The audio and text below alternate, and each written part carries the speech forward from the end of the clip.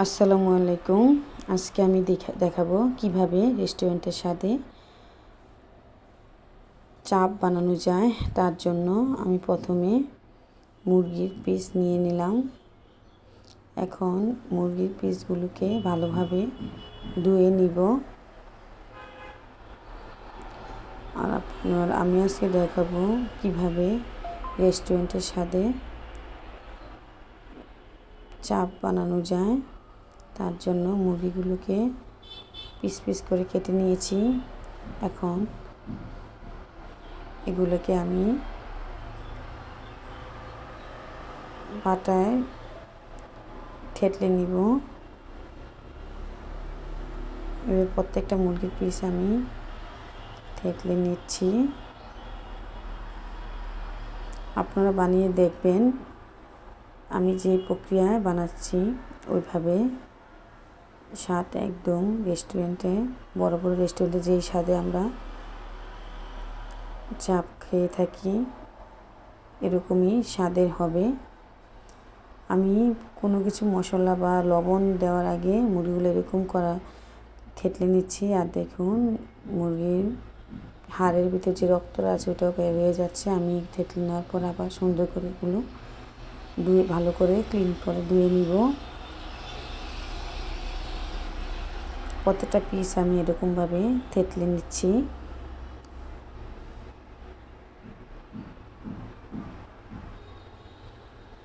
আমি যে রক্তটা হয়েছে ওটা আমি ভালোভাবে ধুয়ে নিচ্ছি। রক্তটা বের হয়েছে হাত থেকে। এরকম আমি প্রত্যেকটা পিস থেতলে নিয়েছি। আপনারা পাতার সাহায্যে এরকম করে নিতে পারেন।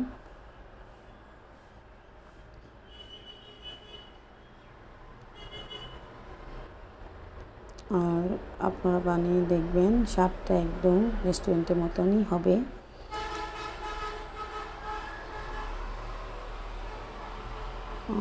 এখন আমি অন্য মশলাগুলো একসাথে করে নিব। তার আগে মুরগির পিসগুলো একটা ডিশের মধ্যে আমি এভাবে ছড়িয়ে নিচ্ছি।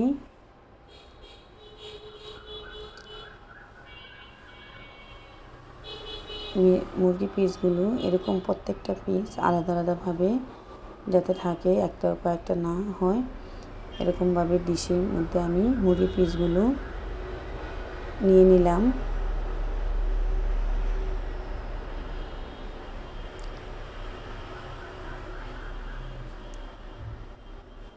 এইভাবে মুরগির পিসগুলো নেওয়ার পর তারপর প্রথমে সবগুলো মশলার উপকরণ আমি একসাথে নিয়ে নিচ্ছি। একটা বাটিতে পরিমাণ মতো লবণ দিয়ে নিচ্ছি।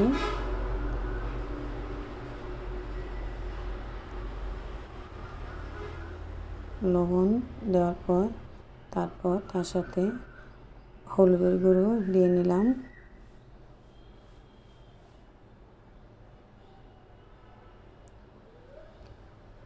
তারপর ধনিয়া ও জিরার গুঁড়ো দিয়ে নিলাম 1 চামচ। আর কাবাবটা এত হাই মশলা দিয়ে হবে না, হালকা মশলা দিয়ে দিতে হবে।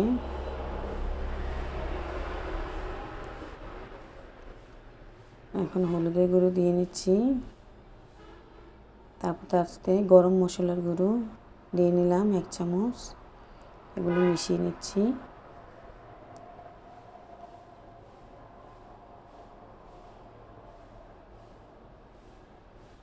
ভালোভাবে মিশিয়ে তারপর তার সাথে অ্যাড করে দিব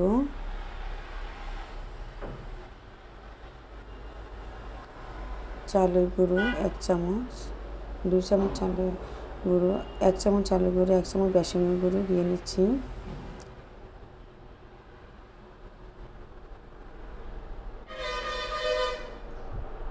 বেসনের গুঁড়ো দিয়ে এগুলোকে আবার মিশিয়ে নিলাম।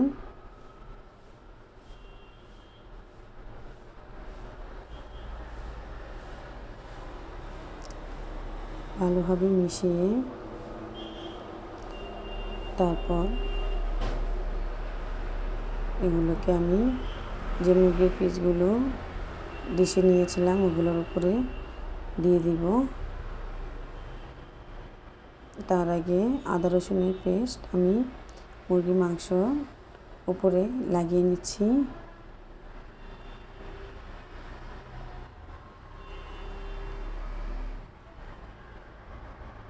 এভাবে আদা রসুন পেস্ট দেওয়ার পর তারপর ভালোভাবে আদা রসুন যাতে প্রত্যেকটা পিসে মিশে যায় ওরকমভাবে আমি মিশিয়ে নিচ্ছি। এখন তার সাথে যে মশলাটা আমি একসাথে মিশিয়েছিলাম এগুলো এটা মাংসগুলোর উপরে দিয়ে নিলাম। এরকম প্রত্যেকটা মাংসের উপরে আমি মশলা গুঁড়োগুলো দিয়ে নিলাম।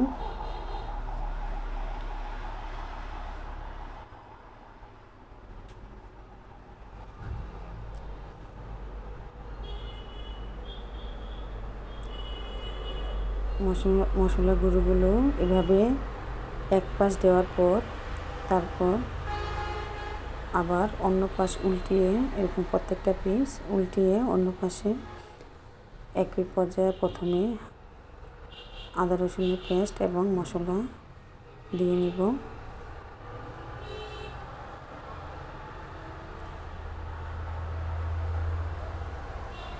এখন উল্টো পাশে আবার আমি মশলা দিয়ে নিব। প্রথমে আমি এগুলো উল্টিয়ে নিচ্ছি।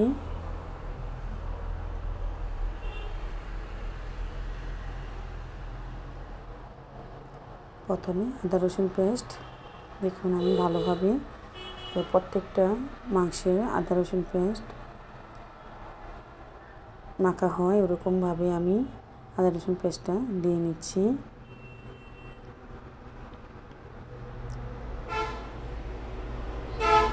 আদা রসুন পেস্ট দেওয়া হলে যে মশলাটা মিশিয়েছিলাম ওগুলো এখন মুরগির মাংসের উল্টো পাশেও দিয়ে নিচ্ছি। প্রথম যেভাবে দিয়েছিলাম ওইভাবেই দিয়ে নিচ্ছি। ছড়িয়ে সবগুলো মাংসের উপর দিলাম। তারপর হাত দিয়ে চেপে চেপে মাংসগুলোর সাথে ভালোভাবে মিশিয়ে নেব। দেখুন আমার মাংসের সাথে মশলা মেশানো শেষ। এখন এগুলোকে যাতে ভালোভাবে মাংসের সাথে মিশে সেই প্রক্রিয়া করতেছি। এখন উল্টিয়ে মাংসগুলোর সাথে এপিট ওপিট ভালোভাবে মশলাতে মিশিয়ে নিচ্ছি।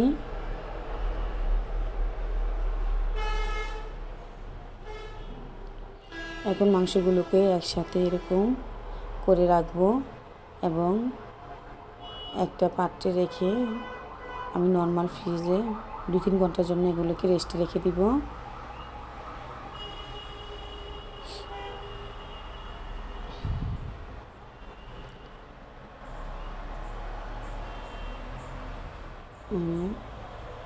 মাংসের সাথে মশলা মেশানো হয়ে গিয়েছে। এখন এগুলো রেস্টে রেখে দিব।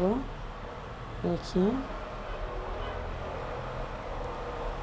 দেখুন রেস্টে রাখার পর মাংসটা এরকম দেখাচ্ছে। এখন প্যানে তেল দিয়ে আমি ভেজে নেব। কড়াইয়ে তেল দিয়ে নিলাম।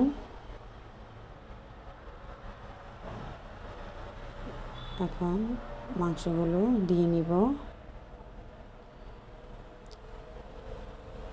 এটা আপনারা ডুবো তেলেও বাছতে পারেন বা ডুবো তেল না হলেও সমস্যা নেই।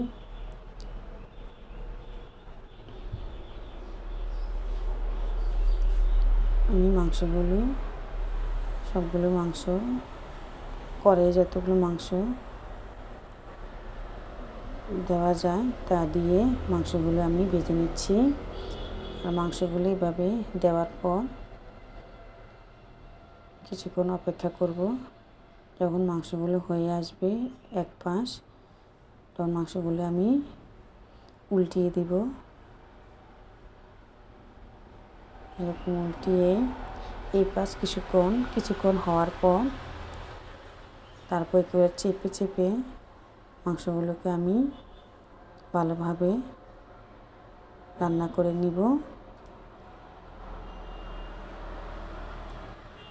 যে আমি কাঠের সাহায্যে এরকম চেপে চেপে মাংসগুলো দিচ্ছি। এটা স্বাদ আপনারা বানিয়ে দেখবেন। রেস্টুরেন্টের স্বাদের মতোই চাপগুলো হবে। আমার চাপগুলো ভাজা হয়ে গিয়েছে, দেখুন। সবাই ভালো থাকবেন, আল্লাহ হাফেজ। আপনারা অবশ্যই বানিয়ে দেখবেন।